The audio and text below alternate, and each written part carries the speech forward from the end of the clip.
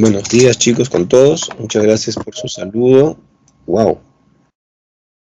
Ahí está María de Los Ángeles, Yanela, Marcelo, Diego, Sonia, Olga, María Fernanda, Fabián, Vania, Samira y Luis Fabián.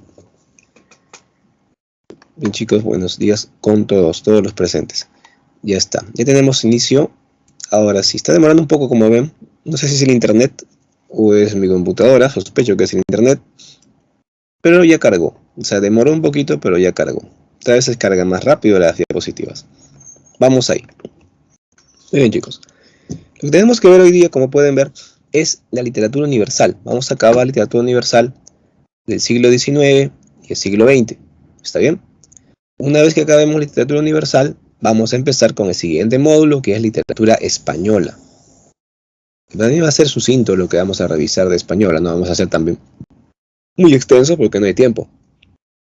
Bien, vamos a revisar hoy día la segunda parte de la literatura universal y la primera parte de española.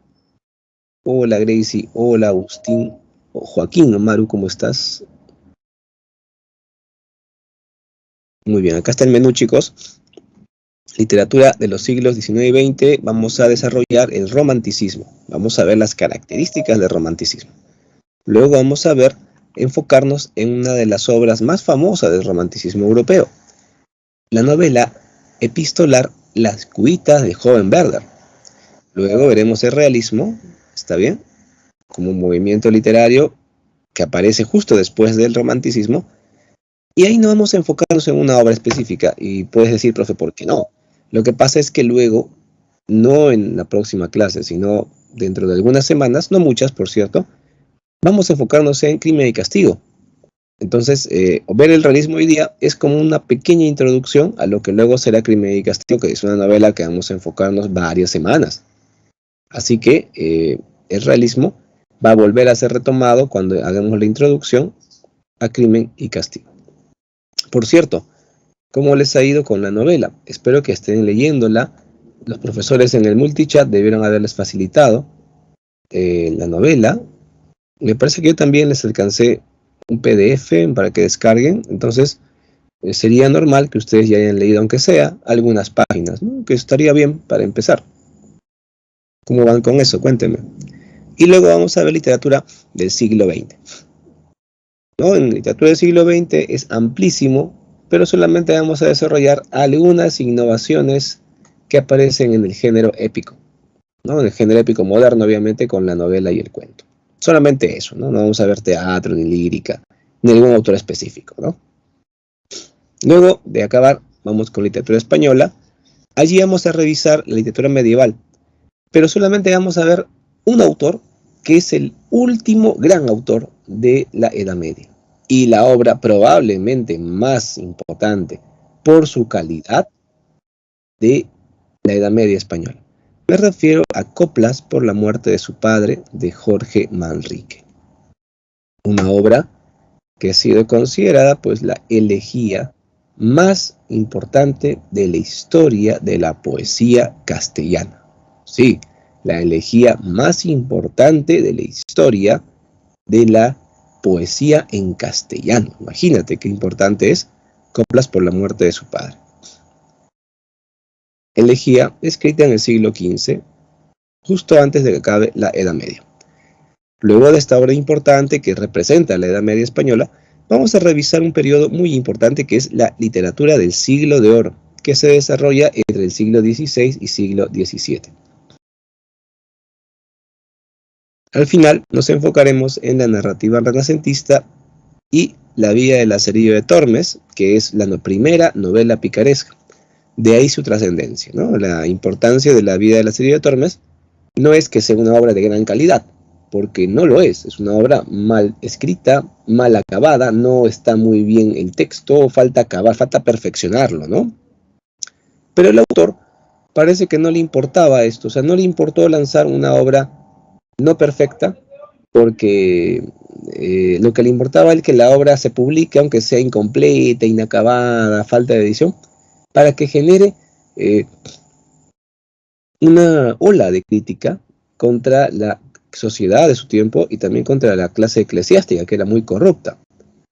Inclusive el autor no le importó poner su nombre, por eso es una obra anónima, la novela de Lazarillo de Tormes, como veremos de un rato más. Bien, chicos, ¿preparados? Vamos al avance. Romanticismo, finales del siglo XVIII y mediados del siglo XIX. Vámonos a la época de la Revolución Francesa. A esa época. Años previos a la Revolución Francesa, la misma época de la Revolución Francesa y los años posteriores a esta época. Claro, inmediatamente posteriores. ¿Cómo te imaginas que era Europa antes de la Revolución Francesa? Claro, el antiguo régimen, ¿no es cierto? Las monarquías trataban de ser absolutistas, seguir el ejemplo de Luis XIV, este famoso rey que dijo alguna vez l'état c'est moi, el Estado soy yo. Y esta era la idea que dominaba en toda Europa. Pero la Revolución Francesa aparece como un mazazo a estas intenciones absolutistas.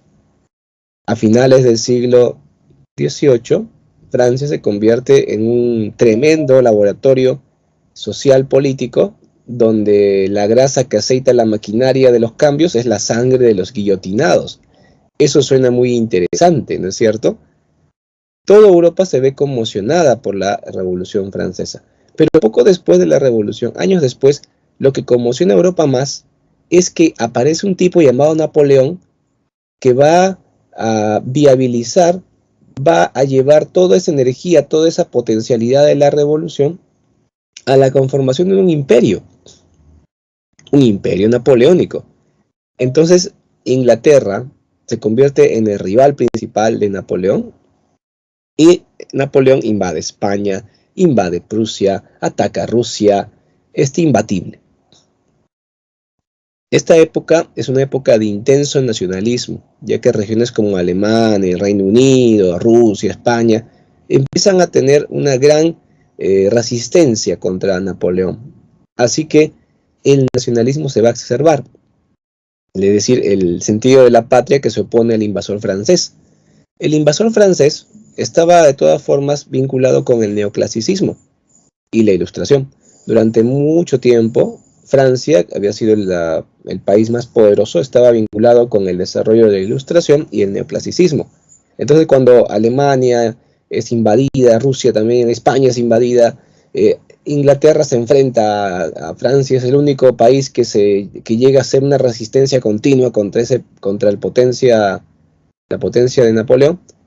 Estos países, aparte de que se enfrentan en el campo de batalla, también empiezan a exacerbar ciertos movimientos literarios que se oponen al neoclasicismo, como parte de esa resistencia.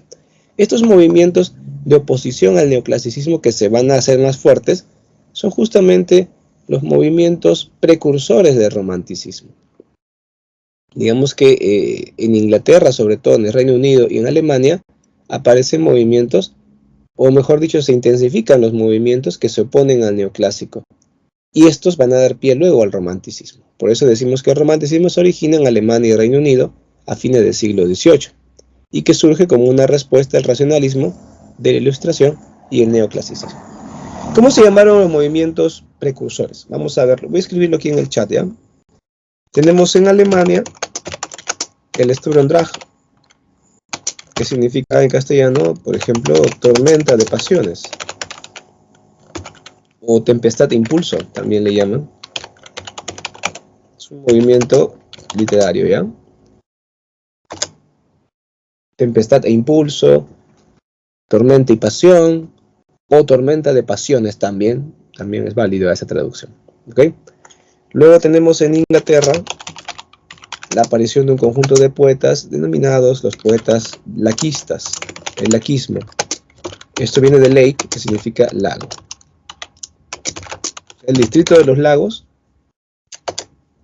vivía un conjunto de poetas. Estos poetas, como Coleridge, Wordsworth, Byron, Blackmore, son autores de clase media, clase alta, o sea, son chicos ricos que tienen una educación privilegiada y que en lugar de dedicarse a la vida industrial que le ofrecían sus familias, o sea, gente de la revolución industrial, dueños de los medios de producción, capitalistas, estos chicos de Inglaterra prefieren, al igual que los de Sturm und Drang, que tienen una característica parecida, prefieren una vida ajena a estos lujos y les gusta viajar a la India, a África, a lugares exóticos. Les gusta beber alcohol y drogarse. Y les gusta escribir literatura, sobre todo poesía, totalmente distinta a la que promovía el neoclásico. El neoclásico promovía una literatura didáctica, racional, que enseñe moral al pueblo, ¿no? Este tipo de literatura. En cambio, los laquistas escribían poesía donde se exaltaba la naturaleza, se exaltaba el viaje, se exaltaba los estados alterados de la conciencia. Así que era una literatura opuesta al neoclásico. Los poetas del lago, ¿ok? Luego en Escocia aparece un movimiento de recuperación de sus tradiciones populares. Este grupo de intelectuales de la Universidad de Edimburgo, en Escocia, se iban a los pueblitos más lejanos de Escocia y recopilaban leyendas sobre un tal héroe Ossian, ¿no? Un héroe mítico, un héroe legendario. Y a partir de esta recopilación buscaban recuperar pues el folclore de su país, de Escocia. Así es el ossianismo, ¿no? La recuperación de la tradición popular de Escocia. ¿Se acuerdan de William Wallace? Algo así, ¿no? Un héroe famoso, legendario, que hizo hazañas, que peleó contra los ingleses, etcétera, ¿no? Entonces, en Escocia vemos otra vertiente del romanticismo que no solamente es apasionamiento, no solamente es liberar las pasiones o hablar de la naturaleza. También el romanticismo tiene una vertiente en la que se recupera la tradición popular, se preocupa uno por la Edad Media, por la leyenda medieval, por esa época fantástica donde hay magia y también hay hechos fantásticos. Entonces tenemos ahí nuestro tridente, ¿ya?, de movimientos precursores. Sobre todo a partir del Sturm und Drang aparece el romanticismo, ¿no? Porque ahí está el famosísimo Johann Wolfgang von Goethe, el autor de la novela La escudita de Joan Werder. Pero antes de hablar de él y de este autor del Sturm und Drang que inicia el romanticismo, hablemos de las características. Primero, subjetividad. ¿A qué se refiere subjetividad?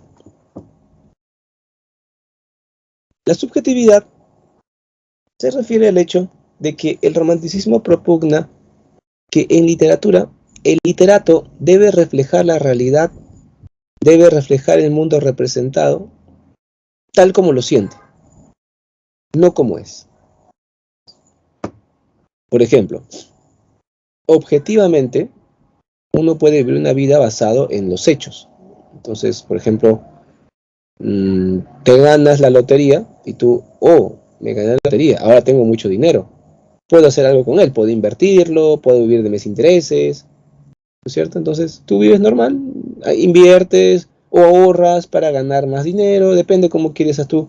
Y ya está, tienes una vida tranquila. En cambio, un romántico se gana la lotería y te va a decir uno de dos, o te va a decir, soy el más afortunado del mundo, soy el más feliz, solo porque tiene dinero. O al revés, te puede decir, qué mala suerte, me acaban de arruinar la vida, porque con ese dinero ahora no voy a poder esforzarme en la vida, le ha quitado sentido a mi existencia, ahora qué voy a hacer, mejor regalo esa plata a alguien que lo necesite, ¿no? Se atormenta, o se pone muy feliz, no se mantiene tranquilo. Imagínate si cuando recibe algo así se pone en modo dramático, ¿qué será cuando le ocurre una desgracia? Ese es el romántico. El romántico trata siempre de apasionar lo que ve y siempre prevalece su mirada particular. Hay gente así, ¿no? Que tú le dices, mira, vamos por esta ruta. No, que vamos por la otra. ¿Pero por qué la otra? No, es que yo he ido por esa ruta y me gusta más. Pero ¿no te parece que esa ruta es más complicada? Mejor vamos por esta otra. No, pero en esa ruta que te digo yo ya conozco, así que yo quiero ir por esa ruta. O sea, la gente testaruda también es así, ¿no? O sea, quiere hacer prevalecer su opción, su punto de vista, aunque racionalmente no sea lo más adecuado. Sí, es la subjetividad. Entonces lo que importa es cómo tú captas, tu mirada personal, no la objetiva, no la racional. ¿Ok? Luego el individualismo tiene que ver con eso, ¿no? Lo que importa eres tú, tu calidad como persona. No importa lo que otros te digan, no importa lo que otros hagan, no importa tu originalidad. Entonces el culto al yo. El romántico piensa, yo soy el genio creador. Mi calidad como artista es insuperable. Si el público entiende mi propuesta, bien por el público. Si no me entiende la propuesta, piña, ellos se lo pierden.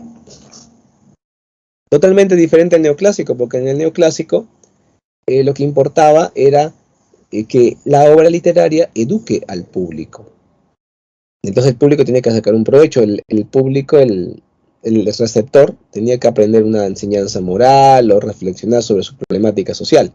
En cambio, en el romanticismo, al romántico le importa un comino el público, lo que importa es que él se exprese, porque él es el genio creador.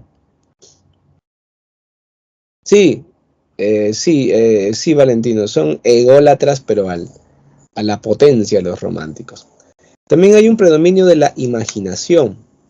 Quiere decir que a ellos no les interesa seguir ningún tipo de modelo ni regla. Buscan la originalidad por sobre todo y también hay una libertad de creación. Recuerden que en el neoclásico había reglas de composición. En el romanticismo no hay reglas de composición, hay libertad creadora. También hay una búsqueda de libertad. Hay una vertiente romántica que es una vertiente de madurez, que es el romanticismo social, donde los románticos se preocupan por la libertad de las sociedades. Por ejemplo, Víctor Hugo, en plena época de instauración de la República Francesa, cuando se enfrentan a los intentos de que la monarquía vuelva a gobernar, escribe la famosa novela Los Miserables, una novela donde refleja esta lucha de la sociedad contra el intento de las monarquías por quitarle sus derechos. Así que ahí también búsqueda de libertad y libertad creadora. Luego, la naturaleza. ¿Por qué la naturaleza? Los románticos son antisistema. Ellos, la mayoría de románticos, sobre todo en Inglaterra y Alemania, son burgueses. Son gente son hijos de los dueños de los medios de producción, son capitalistas. Pero a estos chicos de la clase capitalista no les interesa ser capitalistas. Ellos no quieren seguir los pasos de sus padres y sentarse a contar billetes o administrar empresas. Ellos reniegan de eso y más bien ven que el avance tecnológico es pernicioso porque ven obvio la contaminación, tremendos, ¿cómo le llaman a esto? Tremendas chimeneas, las que tienen las fábricas con humo negro porque están quemando carbón para la primera revolución industrial y por lo tanto están contaminando. Y ven que la naturaleza es algo perfecto, muy bonito, exaltado, por cierto, por la ilustración también, ¿no? Una mirada de Rousseau acerca de que la naturaleza era muy positiva y que la civilización es negativa, y esto se va a exaltar con la revolución industrial, y por lo tanto los románticos empiezan a tomar esta posición de a favor de la naturaleza, a favor de la historia legendaria del pasado, en contra de la modernidad de las fábricas, en contra del capitalismo. Tienen esa mirada antisistema los románticos. Y finalmente, como te menciono, el interés por el pasado, ¿no? A ellos les interesa mucho la Edad Media. No les interesa el pasado cercano, sino la Edad Media. ¿Por qué? Porque la Edad Media es una época amplia, mágica, donde ocurre lo fantástico y a ellos les fascina. Por ejemplo, para un romántico, el lugar más adecuado para escribir e inspirarse son las ruinas de un castillo medieval. Los románticos se van a las ruinas, van a buscar los edificios ruinosos de la Edad Media y ahí se sienten felices, ¿no? Como estás imaginando, también lo gótico, esto vinculado al cementerio, al atardecer, a las ruinas de un castillo, ya, eso también tiene que ver con el romanticismo. Una vertiente del romanticismo es lo gótico, representado, por ejemplo, por Edgar Allan Poe en sus cuentos, ¿no? Esta idea de lo misterioso. Sí, eso también es romántico. Muy bien, ahora sigamos con uno de los autores más importantes, Johann Wolfgang von Goethe, aunque algunos prefieren llamarle Goethe, que parece que dijeras cohete, así que no es correcto, tienes que decirle Goethe.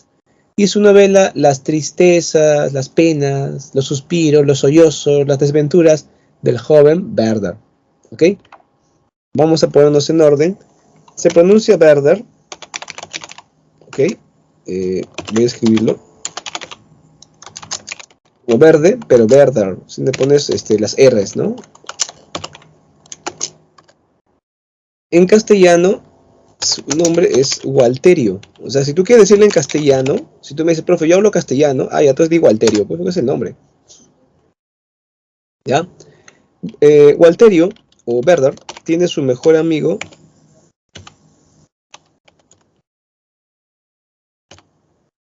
Se llama Wilhelm. Bueno, no me acuerdo bien cómo se escribe Wilhelm en alemán. Creo que es así. Sí, más o menos. Wilhelm, que traducido al castellano se escribe Guillermo. Es curioso, ¿no? En la novela ponen Werther, pero al amigo sí le traducen el nombre, Guillermo. Sería bueno que le traduzcan a los dos, ¿no? O sea, Walterio y Guillermo. No sé por qué a uno le traducen y el otro no. Me parece extraño. Pero bueno, si quiere decirlo en castellano, ya sabes, Walterio. Si lo quiere decir en alemán, es Werther. ¿Ok? Y Wilhelm es en alemán y Guillermo en castellano, es el personaje. Bien, ahora, vamos un poco de reflexión. En la novela, las cuitas, que ya sabes, las cuitas significan penas, tristezas, sollozos, desventuras, lágrimas, suspiros. En esta novela vemos una historia de amor frustrado. Normalmente nosotros cuando pensamos en romanticismo, inmediatamente se nos viene a la mente una historia desafortunada de amor. Alguien que es muy sensible. A los soldados caídos, esos que alucinan que la chica quiere estar con ellos, se compran un peluche gigante más grande que ellos y se van a esperarla con un ramo de rosas a la estación del a la estación del tren eléctrico, ¿no? Ahí por Higuereta, ahí por Angamos, ok. Ya, pero cuando uno piensa en eso, uno a veces erróneamente cree que ese es el único romanticismo que existe, que solamente existe el romanticismo sentimental o intimista, y ese es un error. El romanticismo también tiene vertientes como el romanticismo social, el romanticismo gótico, o el romanticismo también historicista, ¿no? Que ve el pasado, la Edad Media.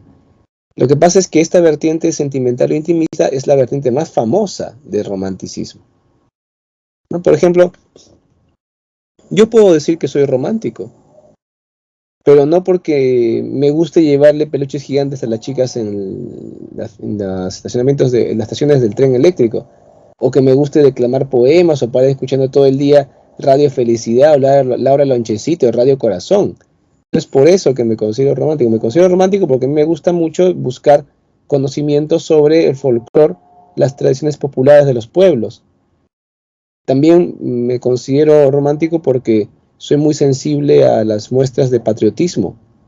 Cuando yo veo un documental sobre algún héroe o veo un partido de fútbol donde cantan el himno y los jugadores peruanos se nota que se han comprometido con el equipo por la imagen del país, y también me conmuevo, me emociono mucho. Por ese motivo puedo ser romántico, no porque me guste declamarle poemas a las chicas. Más bien yo no hago eso. Me acuerdo bastante que una vez me puse empeñoso y a una chica que pretendía le declamé algunos poemas. Claro, no se los declamé así que, no, sino que se los dije, ¿no? Recitándolo. Y la chica me dice, so qué cursi. Y desde ahí ya mi corazoncito se rajó y ya no quise ser así. Y después esa misma chica un tiempo me decía, ¿y por qué no me recitas poemas como otros chicos le recitan? Entonces estudió literatura. Y yo, pero si tú me dijiste que era cursi, ¿para qué? Ella misma, ¿no? O sea, deben ser pues coherentes, ¿no? Consecuentes. Terrible. Entonces sí, ya saben, esta imagen del romanticismo vinculado con lo sentimental e intimista es porque es la vertiente más famosa del romanticismo, no la única. Y esta vertiente más famosa del romanticismo sentimental o intimista la inauguró esta novela, Las cuitas del joven Werther. ¿Ok? Las cuitas del joven Werther inauguró esa vertiente, una de las primeras que surgió. ¿A qué dice ahí Emily? No, dice pobre Emily. La anécdota le ha calado profundo. Ok, no te preocupes, Emelín, lo he superado, lo he superado. Vamos con Johann Wolfgang von Goethe. Como puedes ver, él es un hombre de mediados del siglo XVIII y muere cuando el romanticismo estaba empezando a llegar con fuerza a Francia, o sea, cuando su obra estaba llegando.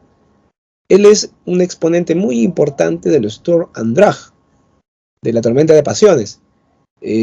Su formación fue neoclásica, porque él era de clase alta, entonces tuvo los mejores maestros neoclásicos. Y justamente en su juventud renegó de todo eso y buscó otras cosas. Y en esa búsqueda es que fue un líder del Sturm und Drang, y con su novela Die Leiden des jungen Werther, que traducido al castellano sería Las desventuras, tristezas del joven Werther, él inició el romanticismo sentimental o intimista. Bueno, después su obra más famosa es el Fausto, un drama fantástico donde un anciano recurre al diablo para lograr la eterna juventud, o bueno, la juventud, y conocer todo lo que no pudo conocer por dedicarse solamente a estudiar. Una historia clásica del viejo que vende su alma al diablo. Una versión de esa leyenda, acá en Perú, la tenemos en Don Dimas de la Tijereta, de Ricardo Palma, ¿no? Pero antes de que Palma haga esa versión, ya en Europa, Johann Wolfgang von Goethe había tomado esa leyenda alemana antigua y había escrito un drama fantástico, una de sus obras más famosas, que es el Fausto, ¿ya? Otra obra famosa es Heman y Dorotea, ¿no? Una obra también de madurez. Vamos ahora con Las cuitas del joven Werther. Quisiera hacer primero una pequeña encuesta. ¿Ustedes han leído esa novela? Cuéntenme. ¿Saben de qué trata? Ajá. Por acá Diego dice que sí. Valentino dice que no. Ayele Itana dice que sí. Y Mario, yo fui a ver la ópera nada más. Ya, nada más. Gracie dice no. Mario dice nada más. Allá. Carla dice sí. Sonia dice sí, pero no la terminé. Oh, ¿por qué no terminaste, Carla? Esa es la parte más importante de acabarla. ¿Audiolibro cuenta? Sí, siempre y cuando el audiolibro esté hecho exactamente igual que la obra, que es lo normal, sí vale. Un poco dice Luis Fabián, de ahí dicen no, profe. Bueno, veo que una mayoría, o una mitad estamos, que no saben nada de la obra, y otra mitad sí conoce un poco, ha visto la ópera, la ha leído a medias o le han contado, ya está. Así que sí tenemos un público que más o menos conoce de qué trata.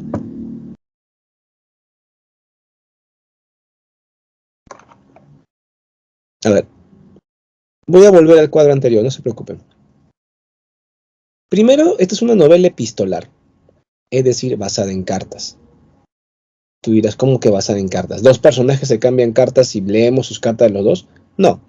Solamente las cartas de un personaje leemos, las cartas de Werther, del protagonista, nada más. No leemos las cartas de su amigo Guillermo, ¿ok? Que es a quien le escribe.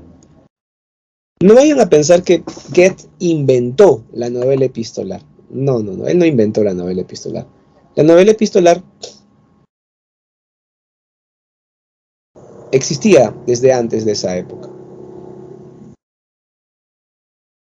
Lo que pasa es que en el contexto de la primera revolución industrial, y eso ocurre en el siglo XVIII, tú sabes, en Inglaterra, en Alemania, en Francia también, hay una gran masa de gente con primaria completa, o sea, ya saben leer y escribir, que se mudan de los pueblitos, porque en ese tiempo la vida europea, la gente europea era muy rural, viajan a las ciudades para poder trabajar en las fábricas y también en la casa de los ricos como servidumbre. Y toda esta masa sabe leer, y esa masa requiere entretenimiento. Por lo tanto, ellos quieren leer, ¿no? No había internet en ese tiempo, no había radio, televisión, internet, nada de eso. Así que lo que ellos leen bastante son novelas.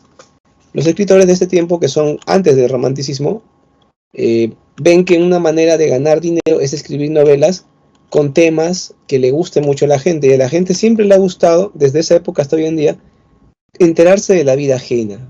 O sea, el programa de Magali TV, o Laura en América, todo este Laura Bozzo y sus programas de chismoseo de la vida ajena, tuvieron sus precursores en la novela epistolar. porque estos autores previos a Goethe, o de la época de Goethe, cuando Goethe era jovencito, publicaban novelas donde se escribían historias a partir de cartas, y la carta es una forma de confesión, pues porque tú escribías tu intimidad. ¿Ok? Entonces la gente alucinaba que podía conocer la vida ajena leyendo las cartas de los demás, que obviamente son historias ficticias, pero satisfacían su morbo de leer la vida ajena en una carta. Así que la carta, que era un medio de comunicación protagonista de la época, se convierte también en una forma de ser novela, la novela epistolar. Claro, hoy en día la carta está tan lejana. Ustedes no creo que escriban cartas. Hoy en día solamente escriben cartas los niños que le piden algo a Papá Noel, o los notarios cuando notifican oficialmente a alguien en la carta notarial. Pero después la carta ya no se usa. Yo todavía usé cartas. Cuando era adolescente, mis padres viajaban a su pueblo natal de visita y no había teléfono todavía celular, no había llegado teléfono fijo al pueblo de mis padres, y así que les mandaba cartas. Con ayuda de gente que viajaba allá, les mandaba cartitas. Me acuerdo que hasta las imprimía en mi impresora matricial. En ese tiempo no existía Windows, utilizaba el sistema DOS para escribir en un programa que fue un precursor del Word, que se llama WordPerfect, y ahí escribía y les imprimía y les mandaba allá. Todavía escribí cartas. Todavía cuando yo era niño, me acuerdo, mi mamá llegaba a la sierra y después en las noches le visitaban señoras de allá, siempre con un moldecito de queso, un poco de charqui, los bienes de allá, pues, ¿no? De que la gente tiene aprecio. Y le regalaban esto a mi mamá, le llevaban porque le pedían de favor que ella escriba una carta, ellos dictaban la carta, y luego mi mamá tenía que traer la lima y acá entregar a su familiar que estaban escribiéndole, ¿no? Estaban mandándole, porque eran señoras analfabetas, ¿no? Entonces mi mamá, como sabía leer y escribir, les ayudaba, ¿no? Claro que les regalaba, ahí un obsequio les daba por el favor. ¿Se dan cuenta? Entonces, yo todavía vi esa movida. En cambio, ustedes, chicos, no han visto eso, no han visto nada de la carta. Porque la carta ya hoy en día es obsoleta, ¿no? Escribo un WhatsApp, ¿qué carta voy a escribir? Llega en un segundo mi mensaje. Hasta las personas que viven en los lugares más apartados tienen internet, tienen celular. Por ejemplo, ahora hace unos días, un tío que está viviendo en el pueblo de mis padres ha filmado, ha hecho una transmisión en directo, tiene buena señal de su casa, y está lloviendo, cómo empieza la lluvia, la gente que pasa con sus vacas, o sea, hemos visto el pueblo en directo hace unos días, y ya está, pues siempre se está transmitiendo en directo de los acontecimientos importantes que hay allá. Ya el internet ha avanzado tanto que hasta en el pueblo de mis padres ya hay internet y transmisiones en directo. No es como hace 35 años, más o menos, que yo era niño, que la carta era un instrumento vital de comunicación. Dense cuenta cómo cambian los tiempos, ¿eh? Y eso ha pasado en Perú hace poco, en Europa, pues, en el siglo XVIII todavía, el siglo XIX, la carta era un instrumento increíble.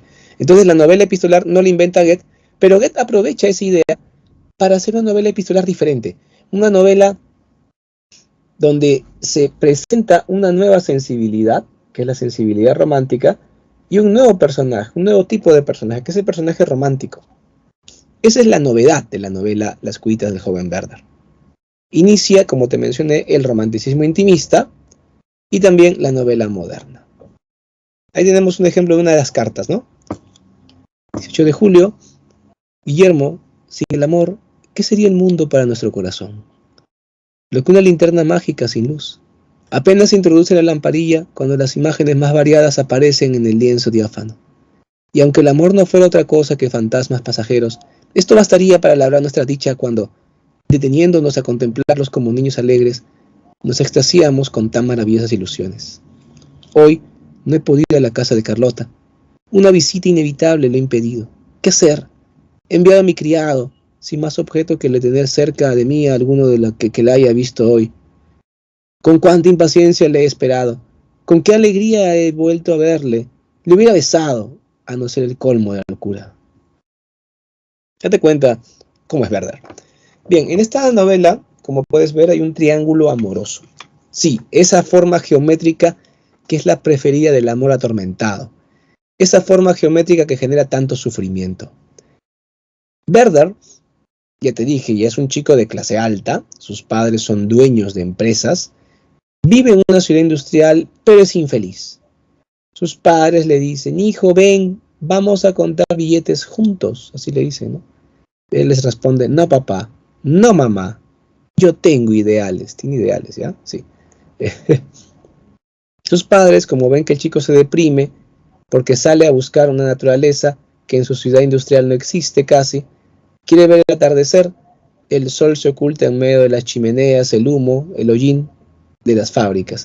Quiere ver naturaleza, va a un parquecito donde las flores están marchitas y la mariposa muere a causa de la contaminación. Werder es infeliz. Por eso sus padres lo mandan, como tienen dinero, lo mandan todo pagado a un pueblito, o un pueblo grande, una ciudad pequeña, tú eliges, ¿ah? Llamado Valheim, en las montañas austríacas, en los Alpes austríacos. Un lugar turístico que tiene inclusive aguas termomedicinales y sirve de reposo para gente convaleciente, ancianos o gente enferma, ¿no? Werder va ahí a relajarse, ¿no? Claro que, aparte del turismo que va, también hay gente que vive en esa ciudad pequeña o pueblo grande, vida normal, ¿no? Gente burguesa, por ejemplo, ¿no? Entonces, desde allí le manda cartas Werder a su amigo Guillermo, ¿no? Y las cartas son lo que vamos a leer en la novela principalmente, ¿no? Pues es una novela de tipo epistolar. En las cartas, Guillermo le va contando, Werder le va contando a Guillermo, o Walterio le cuenta a Guillermo, sobre los lugares que va conociendo, los paisajes que va dibujando, porque él dibuja lápiz muy bonito, es un artista de lápiz. También gente que conoce. Hasta que un día llama una carta diciendo, hoy día he conocido a la mujer más hermosa del mundo. Creo que San Pedro se descuidó y se le escapó un angelito. Hoy día conocí a Carlota y es maravilloso, ¿no? Imagínate, ¿no? ¿Cómo se imaginan ustedes, chicos, a Carlota? ¿Cómo se imaginan qué es Carlota? No vayan a ponerme como en otro salón que estuve y me dije, ¿cómo es Carlota? Y me pusieron, profe, Carlos Vilches. ¿Cómo vas a decirme que es Carlos Vilches? Carlota es una falta de respeto con Carlota. Bueno, Charlotte, en el nombre original, traducido a castellano como Carlota, ella es una equivalente a una Miss Universo austríaca. Sí, que es muy bonita, uff. Las chicas austríacas son guapísimas y ella es muy guapa entre las mismas austríacas. Recuerdo mucho eso, ¿no? Cuando los soldados estadounidenses llegaron a Europa en la Segunda Guerra Mundial, pasaron por toda Europa. Ellos comentaban que las chicas más bonitas, las que les parecieron más hermosas, eran las chicas austríacas. Unas chicas rubias, muy simpáticas, que salían de sus chocitas ahí, de sus casitas de campo, porque eran la mayoría campesinas. Ahí los soldados norteamericanos se quedaron fascinados, ¿no? Para mí que fue que el hecho simplemente que como salían chicas naturales, no en una ciudad todo destruida, la asociaban con la belleza del campo y eso les hacía más bonitas, ¿no? De estar viviendo en contacto con la naturaleza. Yo sospecho, ¿no? Pero bueno, así decían los soldados norteamericanos, las chicas más guapas de Europa en Austria. Entonces, Carlota es muy bonita, Werder la conoce, se enamora, pero después le manda una carta a los pocos días de haberla conocido a Guillermo diciendo, hoy día Carlota se casó. Y tú, Guillermo, tú, el lector, dice, oye, ¿qué pasó? No, o sea, ni bien la conoces, ya se casó. Bueno, en realidad Carlota debió estar casada antes. Carlota tiene 18 años, Werder tiene 19. ¿Con quién se casó Carlota? Con Alberto. Alberto es el burgués típico, el materialista. Alberto tiene 29. Debió casarse con Carlota hace tiempo ya, antes de que Werder la conozca. Pero justo cuando se iban a casar, un tío rico de Alberto había fallecido en Suiza, más o menos cerca, pero un poco fastidioso el viaje. Y él era uno de los herederos, así que fue llamado por el abogado que iba a leer el testamento públicamente. Alberto dijo, primero el dinero, después el amor. O sea, primero voy a cobrar mi herencia y luego me caso. Alberto va y le tocó una buena tajada de la fortuna del hombre. Volvió más rico, porque aparte él es un burgués que es abogado, tiene una profesión, ahora es rico porque recibió una herencia de su tío. Y se casa con Carlota, pues llega y en una día flaca nos casamos y se casan. Werder, ahora que su amada está casada, obviamente va a intentar visitar, ¿no es cierto?, a su amiga, ¿no? Y como es de clase alta, es un chico de clase alta, tiene derecho a poder alternar pues con esta gente de la burguesía de Valheim. Va a visitar y conversa con Alberto, ¿no? Alberto y Werder conversan y es una conversación de dos opuestos. Es una conversación de dos opuestos. Son totalmente opuestos los dos. Werder es un chico apasionado, idealista, con sueños, que idealiza la naturaleza. Alberto es un burgués materialista que todo lo ve racional y todo lo ve convenciones sociales. Por ejemplo, Alberto afirma, el alcohol es muy peligroso, porque uno cuando se emborracha podría arruinar su reputación en público en un solo instante. Hay que tener mucho cuidado con el alcohol. En cambio, Werther dice, el alcohol es muy positivo porque ayuda a que recuperemos el control al estar libres de las convenciones sociales y ser uno mismo. Luego Alberto menciona, el loco, el enajenado, el orate es una persona muy peligrosa, ya que al no tener control de su accionar puede cometer algún tipo de daño contra las personas que le rodean. Hay que aislarlo para que tenga un tratamiento, no alejarlo de la sociedad porque es peligroso. Werther dice, el orate, el enajenado, el loco, es una persona admirable porque tiene la fortuna de estar libre de ataduras sociales y comportarse de una manera espontánea. Luego Alberto dice, el suicidio es una de las peores formas de cobardía, ya que en lugar de asumir tus dificultades y enfrentarte a la vida, la niegas totalmente evadiéndola mediante un acto cobarde de quitarte la vida, perjudicando a mucha gente que te rodea. Werther dice, el suicidio es el acto supremo de valor, porque uno cuando renuncia voluntariamente a lo más valioso que tiene está demostrando gran entereza. El suicida requiere de toda mi admiración. ¿Qué opinan, chicos? A ver, ¿qué opinan de la manera de pensar de Alberto y de Werther? Opiniones, por favor. ¿Qué ideas tienen ahí cuando escuchan a estos dos conversando?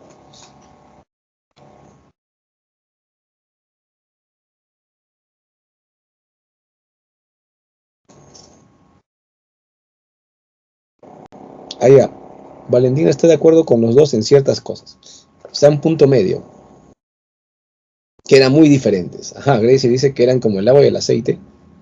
Sí, pues, Alberto es el burgués materialista típico y Werther es el típico romántico. Ajá, hay ideas contrastadas, por supuesto. ¿Qué dice Diego? Werther es más emocional, pero es cierto las posturas de ambos. Ok, gracias chicos.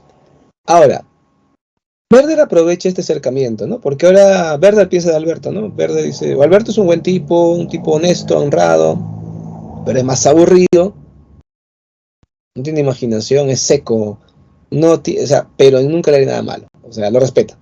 Alberto piensa de Werther.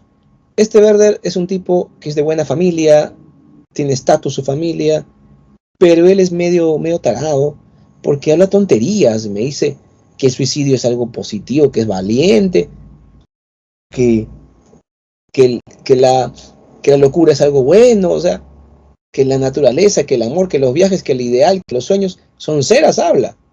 Pero este Werther en realidad no mata ni una mosca. O sea, lo ve así, no mata ni una mosca. Así que Alberto considera que Werther es un tipo extraño, pero que no es mala persona. Y el Werther piensa que Alberto es un tipo recontra aburrido, recontra seco y sin imaginación, pero lo respeta mucho. Werther aprovecha este acercamiento, se le acerca a Alberto y le dice, Alberto, ya que estamos en confianza, ¿puedo salir con tu mujer? Así le dice, claro, con mucho respeto, ¿no? Alberto no se alteró, no se molestó, dijo, bueno, sí, justo mi mujer me está pidiendo para ir a pasear, pero no tengo tiempo porque tengo que contar mis billetes.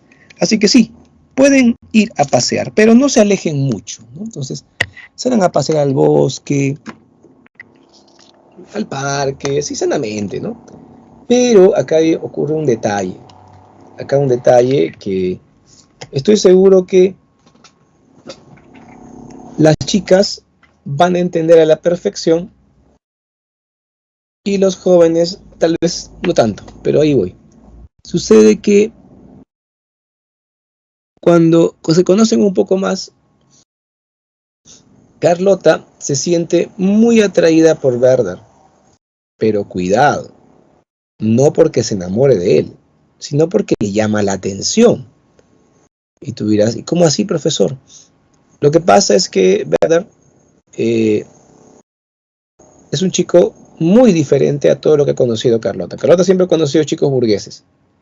chicos que están pensando que hay que estudiar una carrera, que hay que ganar dinero, que hay que hacer empresa, que hay que llegar a la madurez con una estabilidad económica, que lo importante son las convenciones sociales, o sea, chicos así. Y Werder esto, porque él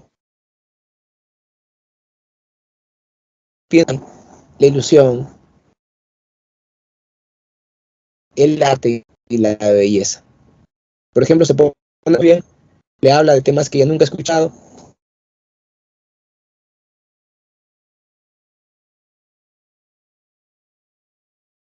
Y es que las chicas entienden perfectamente las cosas que te guste mucho un chico, quieres estar con él, por ejemplo. Y otra muy diferente es que te llame la... Es un chico, no es lo mismo. No es lo mismo.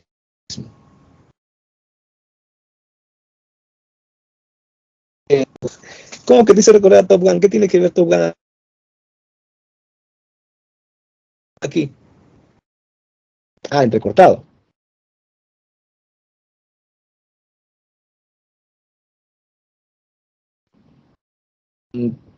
No sé, podría ser una internet. A ver, déjame dedicar el micro. Ah, ya, debe estar mejor. A ver, Mario, ¿por qué me mencionas a Top Gun? Chicos, no me preocupen, ¿eh?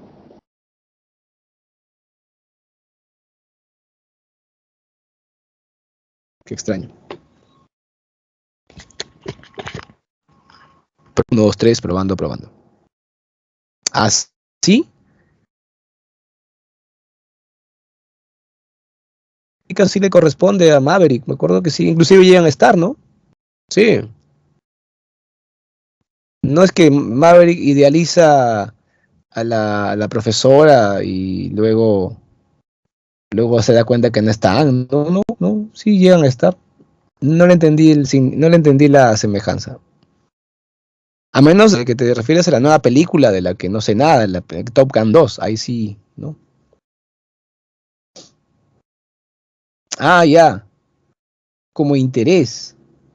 No, no, lo que pasa es que eh, ella no demostraba gran interés porque como era su profesora y él era uno de los pilotos del programa en que estaba enseñando, ella trataba de disimular, pero después le confiesa que estaba muy enamorada de él, ¿no? Bueno, claro, se podía interpretar, pero en el caso de la escuita de joven Werder, Carlota nunca demostró más que interés por él, no otra cosa, ¿no? No llega a estar con él, por ejemplo.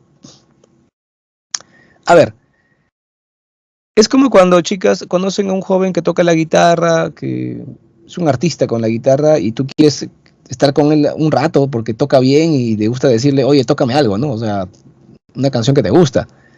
Pero no es que tú quieras terminar con tu enamorado para estar con él. No necesariamente. Entonces Carlota le presta atención a Werder y esto hace que Werder se ilusione con ella. Obviamente como es un apasionado, un iluso, un romántico. Ah, similar. Ok, Mario, no hay problema. Entonces, al final, Carlota le da alas a Red Bull, le da alas, perdón, a Werder sin ser Red Bull, le da alas a Werder sin ser Red Bull, y Werder se apasiona con ella. Entonces le escribe cartas a Guillermo, ¿no? Que no puede vivir sin Carlota, que no sé cuánto. Para ayudarle, ahí sus padres deciden darle un nombramiento, conseguirle un trabajo, ¿no? A ver, imagínate este vago de Verde va a trabajar. Lo mandan como secretario de una embajada. Ah, Don Quijote. Sí, sí, un poco, ¿eh? Un poco. Podría ser Sonia. Entonces, va a trabajar como secretario de un embajador. Imagínate a Werder trabajando en una oficina, con horarios, escribiendo documentos. Claro que él puede escribirlos porque es un chico con educación, pero Werder, pues, ¿qué va a aguantar en ese trabajo? No es lo suyo, pues. Estuvo unos meses, obviamente alejándose de Carlota para evitar sufrir, pero luego dejó el trabajo, renunció porque eso no es para él, vuelve a Valheim y quiere volver a verse con Carlota. Carlota, que ya a pesar de que eran amigos nada más, ya escuchó las habladurías de la gente y prefiere guardar las apariencias, le dice a Werder que mejor venga más de vez en cuando, que escasee las visitas. En otras palabras, ya no vengas tan seguido. Una manera educada de decirle, Ya no vengas ya mejor, ¿no? O sea, una vez al año no hace daño, ¿no? ¿Qué dice Valentino por acá? Werder me representa. ¿Qué es esto? Entonces, Werder termina deprimiéndose porque su amada ya no quiere verlo, ¿no? Mucho roche, chicos. Werder decide tomar la decisión más valiente, la más valiente de todas. Sí, chicos, decide suicidarse. Sí, sí, así decide. En las vísperas de Navidad, en el 24, antes de medianoche, se da un baño de su tina de lujo, se seca bien, se coloca su ropa, que es un traje azul, un frac azul con su corbata Michi amarillo patito. Para esto había enviado a un sirviente a la casa de Alberto y Carlota a pedir una pistola, porque él no tenía, ¿no? Diciendo que iba a irse de viaje, diciendo que va a ir de cacería, ¿no? Que va a necesitar la pistola. Entonces Carlota, porque no estaba Alberto presente, había salido, Carlota entrega la pistola, pero con sospechas, con intuiciones de que algo terrible va a pasar. Verde recibe la pistola cargada, una vez que está bien vestido, bien peinadito con gomina, se apunta en el ojo y dispara. Durante horas padeció dolores terribles, hasta que falleció. Eh, él no fue enterrado de una manera normal, porque en ese tiempo los suicidas eran muy mal vistos. No acompañó a nadie el féretro, era una noche de lluvia. Solamente los hombres que cargaban el ataúd porque les pagan estaban ahí. Y finalmente fue enterrado fuera del cementerio, porque por tradición a los suicidas se les enterraba, a los suicidas y a los hijos de cura, porque han muerto en pecado, se les enterraba fuera del cementerio. Ya, esa es una tradición. Una historia muy triste. A lo Hemingway, dicen por acá. Claro, Hemingway se apuntó en la boca, ¿no? Y disparó su escopeta de doble cañón con el que cazaba elefantes en África. Lo activó con su pie el gatillo. Imagínate qué tal escopetón era ese. Y se voló literalmente la cabeza. Bien, entonces ya saben, chicos. Así termina la novela y tú dirás, profe, pero qué aburrido, profe, qué sonso ese verde, cómo se va a matar por una chica. Bueno, esta novela en Alemania generó una ola de suicidios entre jóvenes.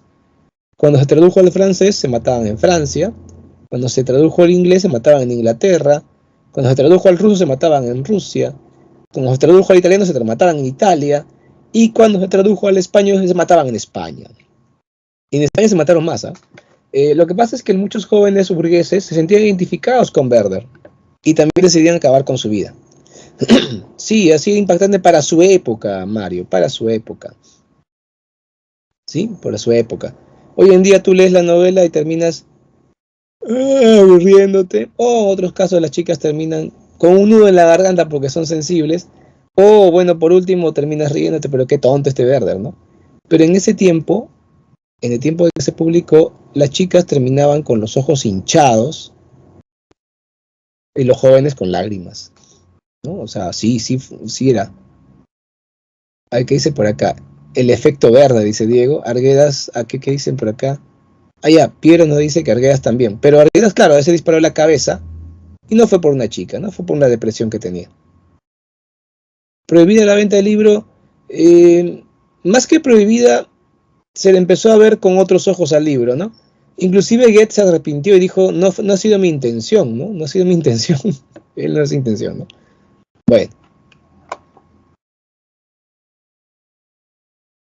Me parece que sí hubo restricciones, ¿ah?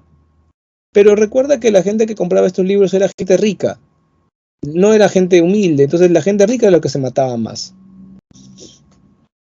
Muy bien, así que los ricos pueden acceder, ¿no? Como decir, te prohíbe las drogas, pero la gente rica la sigue comprando cuando puede porque hay un tráfico ilícito de drogas, ¿no? Algo así, ¿no? La novela seguía circulando, pero ya no masivamente, ¿no? Sí, siempre la gente que tenía dinero podía comprarla y a veces también terminaban matándose los jóvenes. Esto es porque estos jóvenes burgueses se sentían identificados con el personaje, ¿no? Se terminaban matando igual.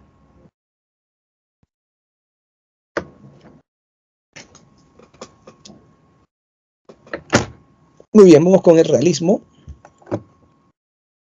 Es una mirada rápida la del realismo, chicos, porque vamos a profundizarla cuando hagamos la novela Crimen y Castigo. El realismo es un movimiento literario que surge en Francia en la segunda mitad del siglo XIX. Fue una reacción contra el romanticismo, ¿no? A partir de la revolución industrial que hace que la sociedad humana tenga un gran apego hacia la técnica, la tecnología, la ciencia.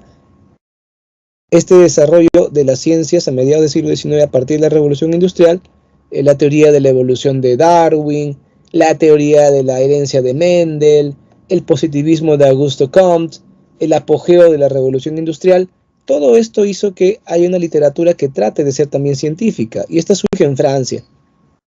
La objetividad es la característica más importante. Ahora lo que importa es cómo son las cosas en sí, no la opinión que tenga el autor o el narrador de la historia. ¿Ok? La objetividad opuesta totalmente a la subjetividad romántica. La objetividad es la tendencia a representar las cosas tal como son. También hay una preferencia por la realidad y el presente.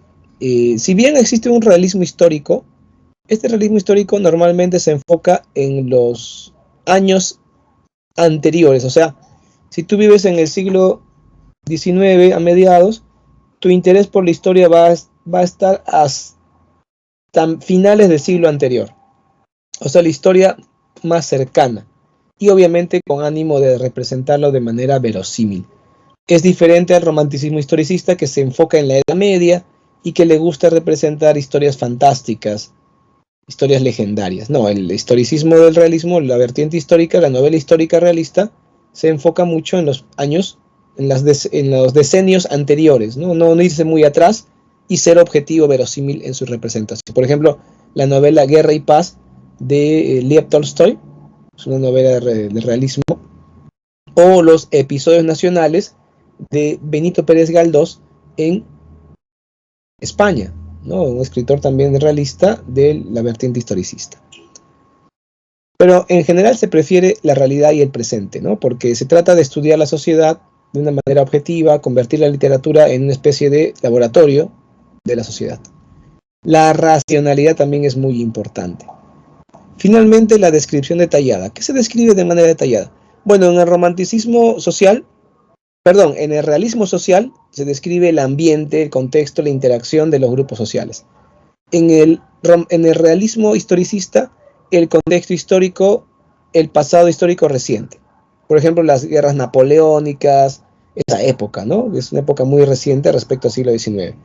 Luego, las conductas y vivencia de los personajes. Este es el enfoque que tenemos del realismo psicologista.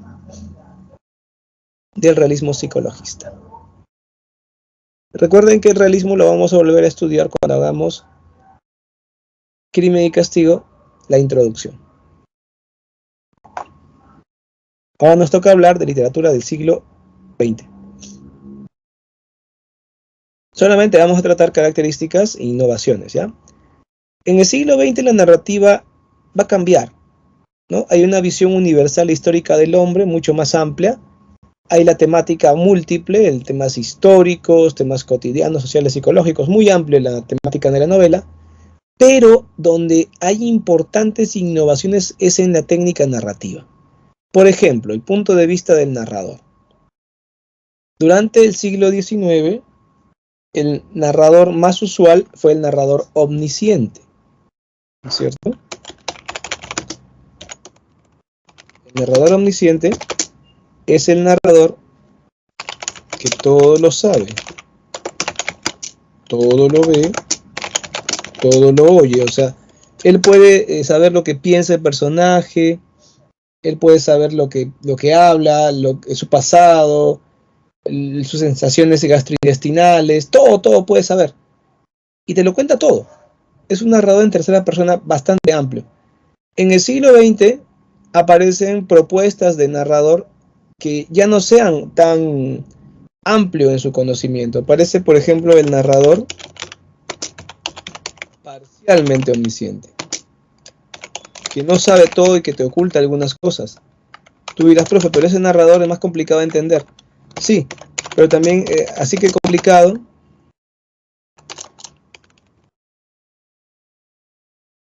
también se convierte en un reto. Así que, cuando tú lees una novela con un narrador parcialmente omnisciente, te ocultan algunos datos, te dan indicios, y con eso tú tienes que lograr determinar qué está pasando en realidad. También aparece un narrador totalmente, radicalmente diferente al omnisciente, que sería el narrador objetivo. El narrador objetivo solo ve y oye. Nada más, es como una cámara cinematográfica. Te pongo un ejemplo, a ver. Primero con narrador objetivo. A ver, ¿tú qué me dices? Voy a contarte una historia rapidita con narrador objetivo. Presta atención. El joven apareció en la esquina, caminando con paso natural, y a media calle se detuvo en la bodega. Entró. Una vez adentro, preguntó por un producto y conversó brevemente con el bodeguero. Luego de conversar con él brevemente, se retiró. Pero cuando se fue, dobló la esquina y se quedó ahí en la esquina, acechando, mirando hacia la bodega. Esperó aproximadamente por media hora, de pie, evitando que se le vea mucho. De pronto, el bodeguero salió y se fue en dirección opuesta. Allí el joven volvió, caminó con paso natural hasta la bodega, y esta vez lo atendió la hija del bodeguero. Él le preguntó por un producto, cogió de la refrigeradora pública una botella de Coca-Cola, siguió conversando con ella sonreía, y después de casi media hora de conversar, salió con su botella, le había pagado el importe a la señorita, y saliendo nada más, anotó algo en su celular. Luego se fue contento. Bien, chicos, ese es un narrador objetivo. ¿Cómo sabemos que estaba contento? Porque estaba sonriendo. Eso me faltó, ¿no? Estaba sonriendo ya. ¿Qué opinan? ¿Qué puede haber pasado? Entonces tú dirás, profe, pero no me he dicho completo. Obvio, porque es un narrador objetivo. Él solamente te va a decir lo que ve y lo que oye. Ni siquiera te dijo completo lo que oía, porque no te decía que conversaban. Le dio su número. Puede ser, ¿no? Probablemente. Se vean escondida, dice Diego. Ah, Diego ya tiene más imaginación. Puede ser también, puede ser. ¿Se dan cuenta que ustedes, sin necesidad de que les dé mucho detalle, ya entienden la historia?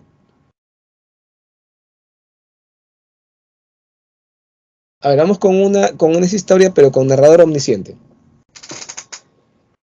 Juan apareció en la esquina y avanzó, sabiendo que iba a encontrar al bodeguero, pero quería estar seguro de que hoy día la chica iba a estar para no perder su tiempo. Entró en la bodega, preguntó por las gaseosas si estaban ya heladas y el bodeguero le dijo que no, que recién les había puesto helar, y él dijo, bueno, entonces más tarde voy a regresar a comprar una porque acá trabajo cerca y me va a dar sed y me gusta la gaseosa helada, sobre todo la Coca-Cola. Seguramente usted va a estar para atenderme, ¿verdad? Entonces el bodeguero le dijo, no, voy a salir dentro de un rato, pero se va a quedar mi hija a cargo. Ah, ok, dijo el joven, entonces ya retorno. El joven salió y sabiendo que el bodeguero normalmente salía a esas horas de la mañana, se escondió cerca para verificar la hora que se iba. Se demoró casi media hora y luego una vez que salió, se acercó contento porque sabía que ahora sí iba a encontrar a la chica. Exactamente, ella estaba ahí y conversaron acerca de varios temas. Juan estaba seguro de que ella pronto se iba a sentir inclinada a reírse porque era un chico con una conversación muy divertida. Logró hacer que se ría, inclusive le dijo, y dime, ¿podemos seguir conversando tal vez por WhatsApp? Y ella le dijo, claro, te doy mi número para que sí puedas conversar conmigo. Y él le dijo, sí, dámelo, tengo una buena memoria, yo me acuerdo de todo, nunca me olvido de nada, sobre todo soy muy detallista, así que dame tu número y vas a ver que me voy a acordar, aunque no lo anote ahorita. La chica se rió diciendo que tienes memoria, y efectivamente Juan tiene una muy, muy buena memoria. La chica le dictó su número, él cogió una Coca-Cola y le dijo, más tarde te pago, y sabes que siempre te pago cuando me llevo todo en conjunto. Ah, sí, dice, con confianza llévate. Entonces él salió contento y ni bien salió, se aseguró, dijo, no me voy a olvidar ese número porque es muy importante. Y la apuntó en su celular y se fue pensando que muy pronto podría salir con ella. Muy bien. ¿Qué le pareció, chicos? Esta vez sí fue un narrador omnisciente. Te ha dicho todo, ¿no? O sea, lo que han hablado, lo que él pensaba, lo que él sentía. Claro, le pidió su número. ¿Se dan cuenta, chicos? Ese es un narrador omnisciente. Tú dirás, profe, pero ese narrador es más chévere porque así me emociono más. Sí, pero en el siglo XX el público quería algo diferente, el vanguardismo está influyendo en la narrativa y se vuelve un poco experimental y se proponen otras cosas, ¿no? Como el narrador objetivo, que es un narrador, como ves, también muy interesante, que te da los indicios. No es como el omnisciente que te lo pone todo en bandeja, ¿no? Muy bien, chicos. Por si acaso esa historia que acabo de contarles la he inventado yo, ¿eh? Así que no vayas a buscarla en una obra. Ah, en Continuar en los parques. Ese es un cuento de Cortázar. Eh, es un narrador complejo ahí, ¿eh? Porque aparentemente es un narrador omnisciente. Podría ser, ¿no? Pero como es una historia continuada, se supone que es omnisciente, sí, se supone, Piero. A ver, otro procedimiento, el monólogo interior. El monólogo interior también es una novedad del siglo XX. Se inicia con la publicación del Ulises de Joyce. Ulises es una novela de James Joyce que se publica en 1922, el mismo año que Trilce de Vallejo. El monólogo interior es un nuevo procedimiento. Antes no existía. Antes lo que había era, por ejemplo, no había monólogo interior, sino había soliloquios, ¿no? Cuando el personaje hablaba solo, o descripción de los pensamientos del personaje. A ver, ¿qué me dice por acá Gracie? Sí, Gracie. Vargas Llosa utiliza el narrador, pero no el omnisciente, sino parcialmente omnisciente. ¿Ya? Parcialmente omnisciente. Vargas Llosa utiliza el narrador objetivo o el narrador parcial, pero parcial tirando hacia objetivo, o sea, que casi no es omnisciente. La diferencia, Yeli, entre un narrador omnisciente y un narrador parcialmente omnisciente es que el parcialmente omnisciente no te lo dice todo, te oculta alguna información. En otros casos sí te dice detalles, en otros no. No es como la novela del siglo XIX con un narrador omnisciente que te lo dice absolutamente todo. Si quieres ver la diferencia, te invito a leer, por ejemplo, una novela clásica del siglo XIX, podría ser Los Tres Mosqueteros. Te invito a leer Los Tres Mosqueteros. Hay un narrador omnisciente ahí, recontra engreidor con el lector. Recontra, hace que te lo cuenta todo con detalles. Y lee en cambio una novela del siglo XX, por ejemplo, El viejo y el mar, de Hemingway, ¿no? Es un narrador parcialmente omnisciente, que algunas cosas te lo dice directamente y otras te las insinúa. Un narrador más seco, ¿ya? Muy bien, como les decía, antes del monólogo interior lo que había era descripción de los pensamientos del personaje de parte del narrador o soliloquios. Por ejemplo, si están leyendo Crimen y Castigo, hay una tendencia a que en Crimen y Castigo, en varios momentos, el narrador describe lo que está pensando Raskolnikov. ¿Se acuerdan, no? Hay momentos en que va describiendo qué está pensando Raskolnikov. Sí, sí está pensando que está describiendo, pero no es un monólogo. A ver, Olga me pregunta, Hamlet. En Hamlet es un monólogo dramático o soliloquio también le llaman. No es un monólogo interior porque Hamlet está pensando ahí, ¿no? Está calculando, está racionalizando. Un monólogo interior es así, miren. Ruido, taladro mecánico en la calle, molestia, levantar la voz para que algunos escuchen, vaso de agua tibia, dolor, garganta.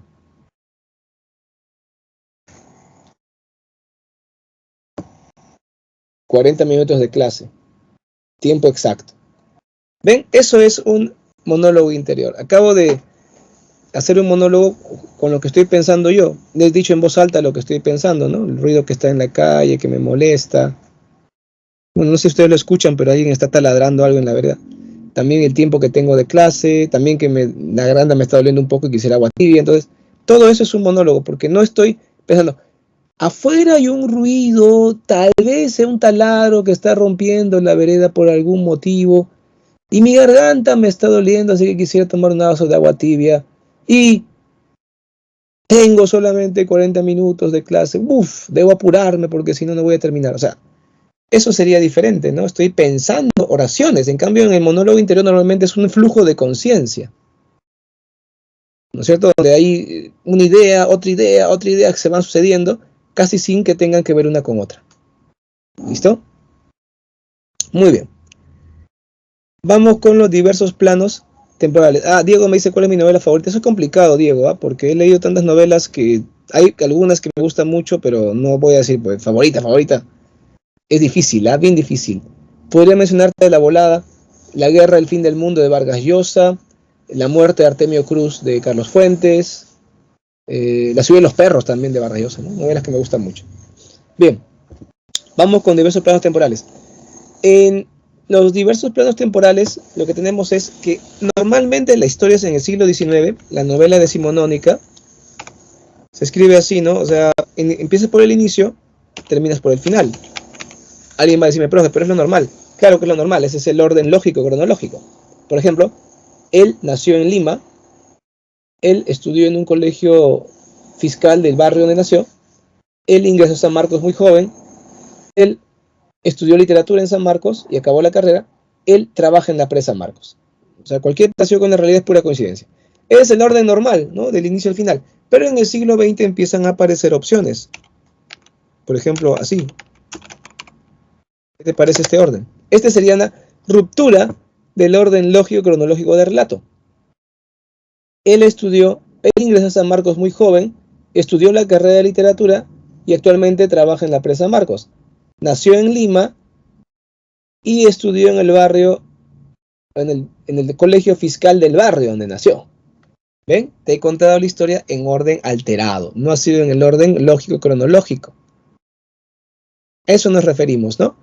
Hay muchos ejemplos de esa narrativa, pero una novela que tiene esta técnica de la ruptura bien ordenada, que te permitiría entender perfectamente a qué nos referimos, porque otras novelas son muy complejas, ¿ya? Yo te recomiendo mucho la novela, una de las que más me gusta, justo acabo de mencionarla, ¿ya? La muerte de Artemio Cruz, de Carlos Fuentes. Es una novela que utiliza esa técnica. En La muerte de Artemio Cruz, la novela empieza cuando el protagonista está a punto de morir. Está a punto de morir el protagonista, pero todavía no muere. Y te vas enterando luego de su vida en diversas etapas, así mezcladas, desde que es un joven, un hombre maduro, un adolescente, se va mezclando. Pero lo interesante es que te ponen los años. Al ponerte los años, cada vez que empieza un capítulo te ponen qué año es, te ayudan bastante a armar el rompecabezas cronológico, ¿ya? Así que es una gran novela. A mí me gustó mucho La muerte de Artemio Cruz, de Carlos Fuentes. Bien, chicos, hemos llegado a la parte de literatura española. Me acuerdo que les dejé, no sé si ustedes les llegué a dar o a pasar un material donde estaba Las coplas por la muerte de su padre, texto completo, y también un video en YouTube donde se recitaba. ¿Les pasé eso, chicos? Creo que sí, ¿no? ¿A ustedes sí les pasé? ¿Qué otra novela recomiendan? Hay una novela muy buena también que me gustó, fue Memorias de Adriano, de Marguerite Yourcenar, una escritora francesa. La voy a escribir, ¿ya? Se escribe así, de Marguerite Yourcenar, Memorias de Adriano. También es una gran novela, te recomiendo mucho leer. Memorias de Adriano, de Marguerite Yourcenar, una escritora francesa. Julio Verne es romántico. Es de romanticismo, Verne. Ajá, de romanticismo de ciencia ficción. La ciencia ficción también es el romanticismo. A ver, bien chicos, entonces si les pasé a ustedes Coplas por la muerte de su padre completo y también el video recitado, perfecto, eso nos va a ayudar a entender rápida la obra, ya vamos a avanzar rapidito. A ver, literatura española. Lo que vamos a estudiar aquí es la Edad Media, enfocándonos en las coplas por la muerte de su padre, de Jorge Manrique, que ustedes ya conocen. Luego veremos el siglo de oro, que se inicia en la tercera década del siglo XVI, hacia cuando se publican las obras de Garcilaso de la Vega, y termina casi a finales del siglo XVII con la muerte de Calderón de la Barca. Muy bien, Diego, genial. Buenos gustos. Entonces, ¿qué pasó? ¿Quién ha prendido su micro? Vamos a dejar tarjeta amarilla. Ahora sí todos están apagaditos, ¿no? Cuando yo digo. Ya, por favor, mantengan el micro apagado, sobre todo si hay ruidos molestos ahí, ¿ah? Estamos incomodando la clase. Seguimos. Decía, el siglo de oro es un periodo de apogeo que dura más o menos 150 años, ¿no? Desde la tercera década del siglo XVI, cuando se publican las obras de Garcilaso, hasta la penúltima década del siglo XVII, cuando muere Calderón de la Barca, el último gran autor. Por tradición se le llama siglo de oro, aunque el nombre correcto sería edad de oro, ¿no? Edad de oro sería el nombre más adecuado. Pero en fin, también le llamamos siglo de oro. ¿Listo? Bien, dentro del siglo de oro vamos a estudiar la novela picaresca y la vida de sueño de Calderón de la Barca, ¿no? Vamos a estudiar la salida de Tormes y la vida de sueño. Claro que la vida de sueño ya la vamos a estudiar en la próxima clase, hoy ya no alcance el tiempo. Luego estudiaremos lo que ocurre luego del siglo de oro, el siglo XVIII, que es el siglo de la decadencia de literatura española con la ilustración neoclásica, que no tiene gran calidad literaria, y luego el romanticismo en el XIX, que es un resurgimiento de la literatura española. Y ahí estudiaremos a Gustavo Adolfo Bécquer con rimas y leyendas. Hoy día les voy a dejar una tarea muy buena, muy interesante, vinculada con leyendas de Bécquer, que te va a encantar. Ya, eso lo voy a dejar al final de la clase. Bien, chicos, vamos entonces con literatura española medieval y el gran Jorge Manrique. Jorge Manrique y Figueroa fue un caballero castellano, hijo de una destacada familia de nobles castellanos. Su padre, Rodrigo Manrique, fue un noble militar que peleó siempre a las órdenes de los reyes de Castilla. Fue caballero principal de la corte de Juan de Castilla, padre de Isabel la Católica. Juan de Castilla peleó contra los moros y Rodrigo Manrique fue uno de sus mejores hombres. Inclusive Rodrigo Manrique llegó a ser el general de la Orden de Santiago, o sea, el general en jefe de la Orden de Santiago, que es una orden de caballería importante de España, ¿ya? El maestre de Santiago, ¿no? Maestre es como el general en jefe de un arma del ejército español. Lamentablemente Rodrigo Manrique murió de una manera atroz. No murió en batalla, sino que tuvo un tumor maligno en el rostro, un lunar, un meloma maligno, le fue creciendo con los años y le generó terribles dolores. Abarcó gran parte de su rostro y terminó matándolo de dolor. Así murió Rodrigo. Con su muerte, Jorge Manrique, su hijo, que también era un destacado militar y cortesano ya de la hija de Juan de Castilla, de Isabel, le hizo un sentido poema de homenaje, una elegía, titulada Coplas por la muerte de su padre. La copla es un tipo de estrofa, chicos, ¿ok? Sí, y bueno, como el poema está escrito en coplas, se le llama Coplas por la muerte de su padre. Jorge Manrique también, igual que su papá, sirvió a Isabel la Católica, peleó contra los moros y también peleó en la guerra civil entre la sobrina de Isabel la Católica, esta sobrina que se llamaba Juana, bueno, le decían de apodo Juana la Beltraneja, ¿ya? E Isabel. Juana la Beltraneja se había casado con el rey de Portugal y Juana reclamaba el trono de Castilla. Su tía Isabel decía, no te corresponde a ti sino a mí, y hubo una guerra. Allí Jorge Manrique participó, obviamente a favor de Isabel, y allí fue que recibió una herida mortal y falleció en combate.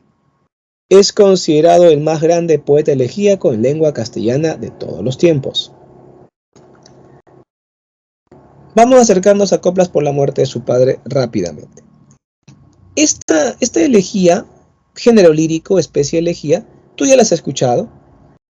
Lengua culta, estilo sentencioso.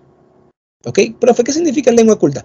Que utiliza palabras, utiliza un léxico bastante elevado, bastante culto, y que tiene estilo sentencioso. Es decir, lo sentencioso es cuando, por ejemplo, tú lees una moraleja de una fábula. La moraleja es breve y te da una gran enseñanza. Igualito, las coplas son versos breves porque son versos de 8 sílabas métricas y los versos cortitos son de 4 sílabas métricas, ¿no? 884, 884. Por eso se les llama coplas de pie quebrado. Ahora, cada copla consta de 12 versos. Son 40 coplas. Entonces, ¿cuántos versos tiene el poema en total? Tendrías que multiplicar 12 por 60, 12 por 40. A ver quién hace la multiplicación. 12 por 40. De ese número de versos, 2 tercios son octosílabos y 1 tercio es tetrasílabo, ¿no? De 4 sílabas. Cada copla, como puedes ver, consta de 12 versos. A su vez, se subdivide en dos partes, dos estancias. La primera estancia tiene 6 versos. La segunda estancia tiene también 6 versos. Profe, ¿por qué lo divido en dos estancias? ¿A qué se divide esa noción? ¿A qué se debe esa noción de división? A la rima. Fíjate la rima de ambas estancias. Recuerda el alma dormida, aviva el seso y despierte, contemplando cómo se pasa la vida, cómo se viene la muerte, tan callando.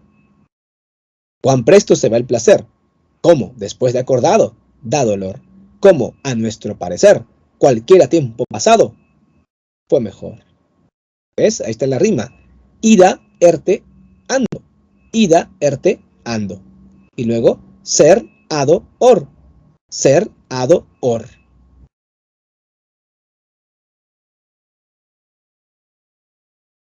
¿Lo ven? Ahí está la diferencia de las estancias. Gracias, Valentino. Gracias, Diego. Efectivamente, 480. Ahora, sacas los 2 tercios de eso. Ese es el número de octosílabos. Y sacas el tercio que falta, un tercio, serían los tetrasílabos, ¿no? Les comento que el verso octosílabo, durante toda la Edad Media en España, fue el verso más usual en toda la poesía en español. El verso octosílabo era el rey de la poesía en español. El tetrasílabo, el de 4, le apoyaba, ¿no? Era su paje. Pero en el siglo XVI, cuando llega ya en el siglo de oro la Escuela Italiana de Poesía, con Garcilaso de la Vega, entonces la poesía culta tiene predominancia del verso de 11 sílabas métricas, ¿no? Del endecasílabo. Pero la poesía popular siempre va a tener como protagonista el octosílabo. Durante todo el siglo de oro, el octosílabo es protagonista en la poesía popular. Durante el romanticismo, el siglo XX, inclusive tú averiguas por la poesía popular de los gauchos argentinos, los payadores que son sus poetas, componen en octosílabo. La cueca chilena, que es un folclore chileno, también es en octosílabos. Las décimas de Nicomedes de Santa Cruz también son octosílabos. Hasta cuando papá Chacalón compone sus canciones, escribe en octosílabos, ¿no? Por ejemplo, en la canción Soy Provinciano escribe Soy muchacho provinciano, y son octosílabos también. O sea, Chacalón sabe métrica, ¿no? Utiliza el octosílabo. Es muy popular el octosílabo, pero repito, en el siglo XVI, un siglo después de esta poesía, eh, Garcilaso de la Vega introduce el endecasílabo y de esa manera inicia la tradición de que en la poesía culta se utilice el endecasílabo, ¿no? Que es un verso que viene de Italia.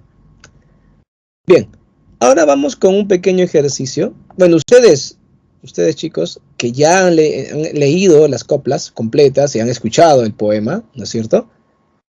Les es más conocido. Vamos a ver, voy a cargarlo ya.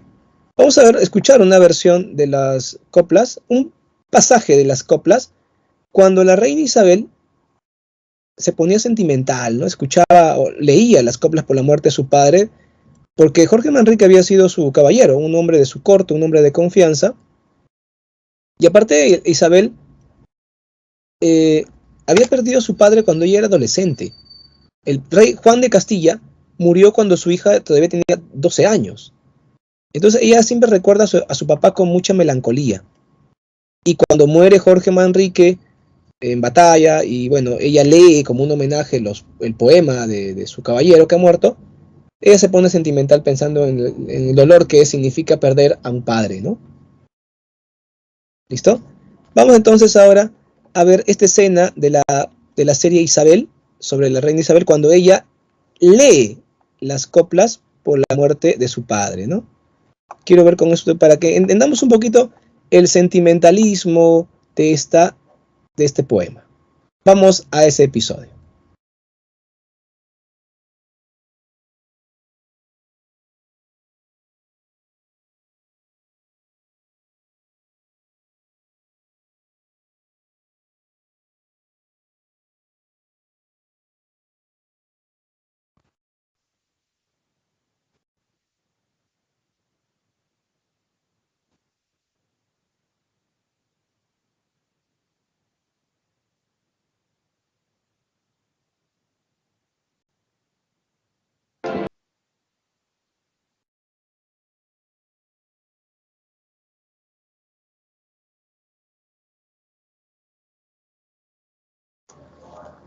Bien, chicos, ahí vieron esta escena tan dramática cuando ella, leyendo las coplas por la muerte de su padre, se pone sentimental y le hace jurar a su esposo, a Fernando de Aragón, que él no va a sobrevivirle, ¿no? O sea, mejor dicho, ella no le va a sobrevivir, que ella va a morir antes. Y vaya que cumplió su palabra, Fernando, porque Isabel murió a cierta edad, creo que a los 50 y pico, casi 60 años, y Fernando vivió mucho más. Fernando llegó anciano, inclusive se volvió a casar con una joven. Imagínate, ese Fernando se pasa. Sí, se casó y bueno, le puso abuela al rey Carlos I de España, que era un jovencito cuando llega a España, todavía su abuelo estaba vivo y su abuelo se casó y la esposa de su abuelo era casi de la edad de Carlos, era un poco mayor no más que él. Imagínate, ¿no? Ese abuelo. Bueno, ¿qué opinan, chicos? ¿Qué les pareció la escena?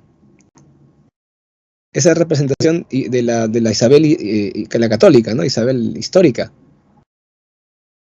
¿Los convence o no? O dicen, profe, no, no me convence esa Isabel, ¿no? Me pareció muy sentimental. ¿Qué opinan? Bacán, profe. Muy bien, Flor. Listo. Vamos a revisar ahora el contenido temático de las coplas por la muerte de su padre.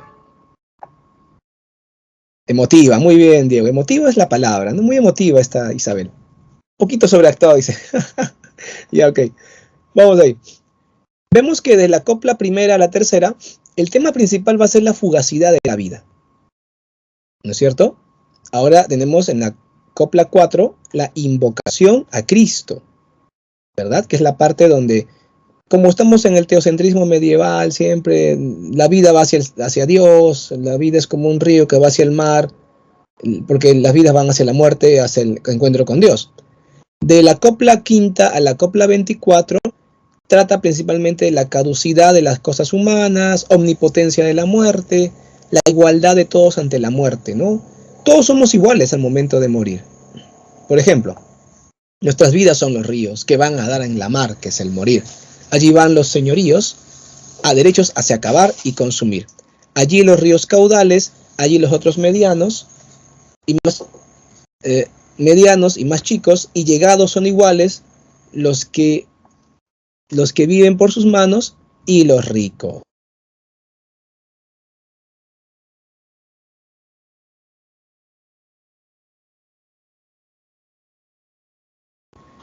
Listo, entonces vimos ahí que hace una referencia que seas tú rico o seas tú pobre, ¿no es cierto? Seas un noble o seas un humilde labrador, siempre vas a ser igual ante la muerte, no hay una diferencia. Luego tenemos entre la copla 25 hasta la copla 39 la exaltación de la figura del Padre. Bueno, ustedes lo han leído, lo han escuchado, supongo, ¿no? Los que han seguido mi tarea, que los compara, aparecen personajes de la antigüedad grecolatina, varios personajes romanos, se le compara con emperadores romanos, lo mejor de cada emperador. Luego se le compara con personajes nobles de la época, ¿no? Personajes nobles de la época de la Edad Media española, castellana. Luego aparece un diálogo entre Rodrigo Manrique y la muerte, y se hace una referencia a los tres tipos de vida. La terrenal, que es la que dura mientras tienes vida, la fama, que es una vida que puede durar más porque trasciende a tu muerte, porque tú has hecho cosas que la gente hace que te recuerde, y finalmente la vida eterna, porque la fama también puede acabar, es mientras te recuerdan. En cambio, la vida eterna es cuando, a pesar de que ya no te recuerden, tú vives junto a Dios, una vida eterna de felicidad. Claro, siempre y cuando hayas sido virtuoso, ¿no? Si no has sido virtuoso, te vas al infierno. Muy teocéntrica esta obra. Bien, los invito ahora a revisar otra vez el poema, a escuchar la recitación que les pasé la semana pasada, pero revisando esta lista de temas, para que de esa manera puedan comprobar ustedes, ya puedan comprobar las temáticas. Inclusive puedo decir, profesor, aparecen más temas, ¿no? Mejor. Analizar los textos es la mejor manera de poder estudiarlos. Ahora sí, chicos, vamos con lo que nos falta, la novela picaresca. Literatura del siglo de oro español. ¿Ok?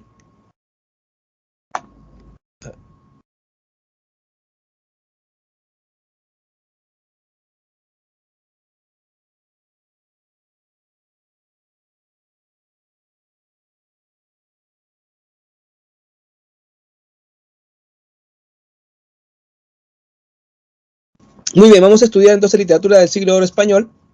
Tenemos el siglo XVI, como te mencioné, a partir de la tercera década del siglo XVI hasta la antepenúltima década del siglo XVII. Desde la publicación de las églogas de Garcilaso hasta la muerte de Pedro Calderón de la Barca. ¿Ok? Tenemos poco tiempo para hacer esto, así que solamente vamos a enfocarnos en la vida de Lazarillo de Tormes hoy día, y en la próxima clase ya veremos la vida y sueño de Pedro Calderón de la Barca, Henao de Barreda y Riaño. Recuerda que en el siglo XVI se desarrolla el Renacimiento y en el siglo XVII se desarrolla el Barroco. Eso es muy importante que te acuerdes. Vamos con la novela picaresca. La novela picaresca tiene como primera manifestación el Lazarillo de Tormes. Esta novela tiene estas características que luego se comparten en todas las demás novelas picarescas. Primero, la tendencia realista. La novela picaresca, a diferencia de la novela pastoril o la novela de caballería, es realista, tiene esa tendencia, ¿ok? Luego tenemos el carácter autobiográfico. El pícaro personalmente te va a contar su vida. ¿Listo? Él mismo te va a contar su vida en primera persona. Es un narrador en primera persona autobiográfico. Luego, carencia de unidad argumental. ¿A qué nos referimos con carencia de unidad argumental? Lo que pasa es que en la novela picaresca, lo que une a los episodios es el personaje en común, el protagonista. Pero si somos estrictos, cada episodio podríamos sacarlo de la novela y podría ser como un cuento independiente. No hay esta relación, cuando una novela es más lograda, hay una unidad argumental. Un episodio sirve de causa y consecuencia el siguiente episodio. Luego ese episodio sirve de causa para la consecuencia que es el siguiente. O sea que hay un engranaje, hay una continuidad muy notoria de episodio a episodio. En cambio, en la novela picaresca hay lo que se le llama los episodios aislados. Es muy episódica, que no hay esa continuidad secuenciada de los episodios, sino que cada una parece un poco independiente, unida a los demás, no por los hechos, sino porque el personaje en común que los protagoniza a todos. Por eso es que la novela picaresca, sobre todo el Lazarillo de Tormes, tiene una carencia de unidad argumental.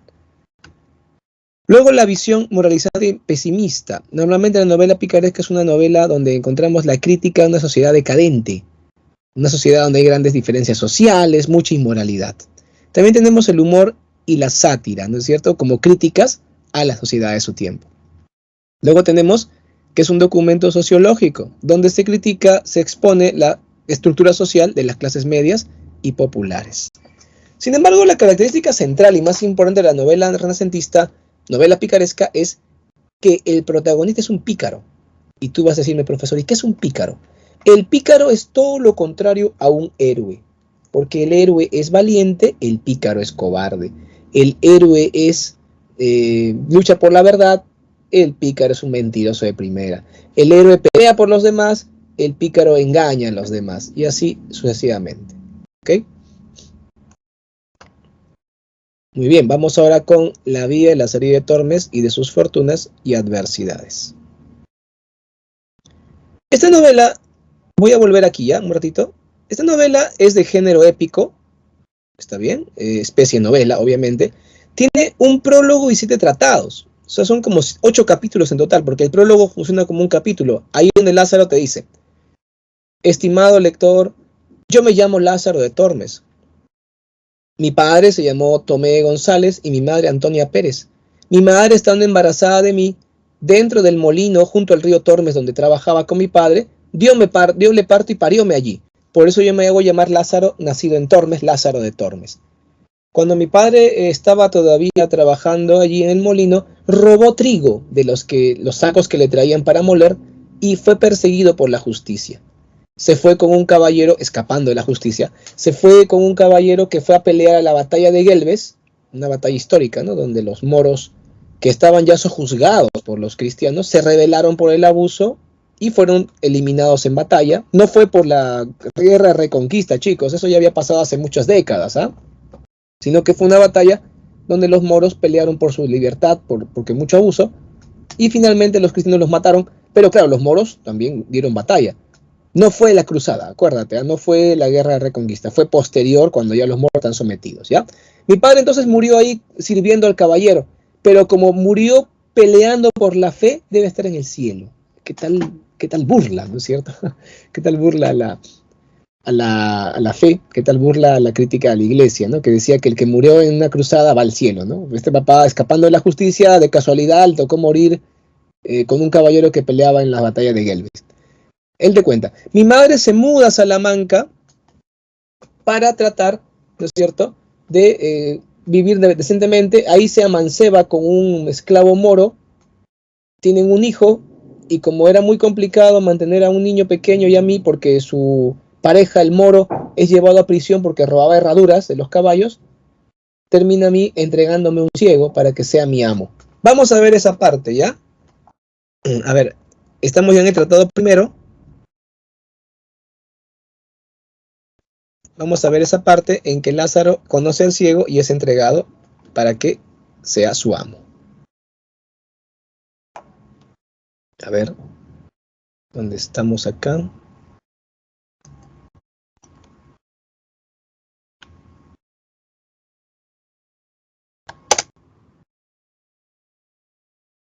Vamos a compartir.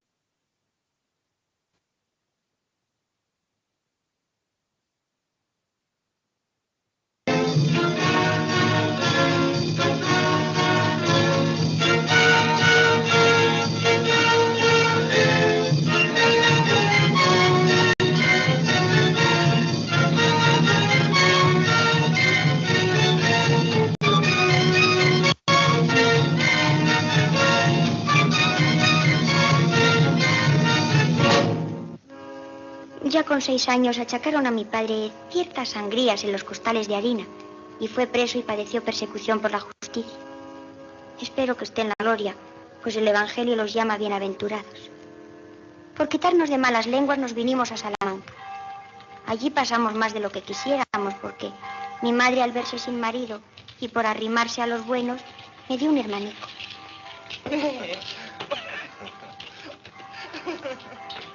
¡Lázaro! Toma, tráeme vino y candelas. Anda, date prisa.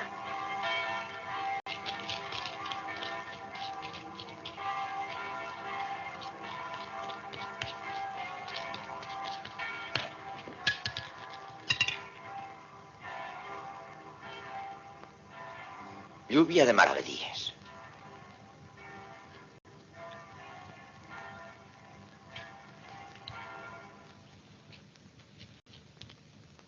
Mozuelo, es tuyo. Cada moneda, como cada hombre, tiene su voz. Lo que le falta de aquí, de allá le sobra. Esos son niñerías, que sé más de 100 oraciones para sacar provecho. Justo juez divinal, a donde quiera que fueres, las armas de Cristo lleves, pies tendrán y no te alcanzarán. Ánima sola que en el campo gime y llora, que me tengas compasión en esta hora. Y también sé de medicina para muelas, desmayos y males de madre, para las malcasadas y para duelos y quebrantos. Pues recéteme a mí, que sufro tanta hambre y lacería, que por eso me debieron de poner el nombre de Lázaro, Porque para mí y para mi madre nunca pasa el tiempo de las vacas flacas. ¿Dices que te llamas? Lázaro de Tormes me apodan. Ah, Lazarillo. ¿No te gustaría cambiar de condición? ¿Es que queréis llevarme con vos? ¿Me podrías guiar? Mira, mañana me voy para Toledo. ¡Madre! ¡Madre! ¿Quiere que le rece la oración de la emparedada? Dios se lo pague. Ánima sola que en el campo gime y llora, que me tengas compasión en esta hora. Este es el hombre que quiere tomarme de Lazarillo. Dice verdad, mi Si Lázaro. quiere. Me duele separarme, compréndalo. Pero si ha de ser en su beneficio. Pues oro no le puedo dar, pero avisos para vivir le daré muchos. A cualquiera no se lo encomendaría. Pero a vos no tengo reparo. Es hijo de bueno. Pues su padre murió en los Gelbes por defender la fe católica. Y confío que de tal palo no saldrá peor astilla. Solo le pido que mire por él. Lo haré. No por criado, sino por hijo lo tomo.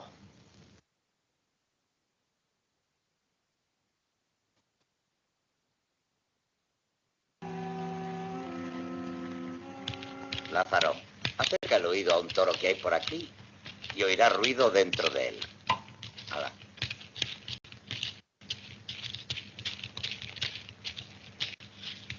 ¿No oyes nada? Di. No, nada.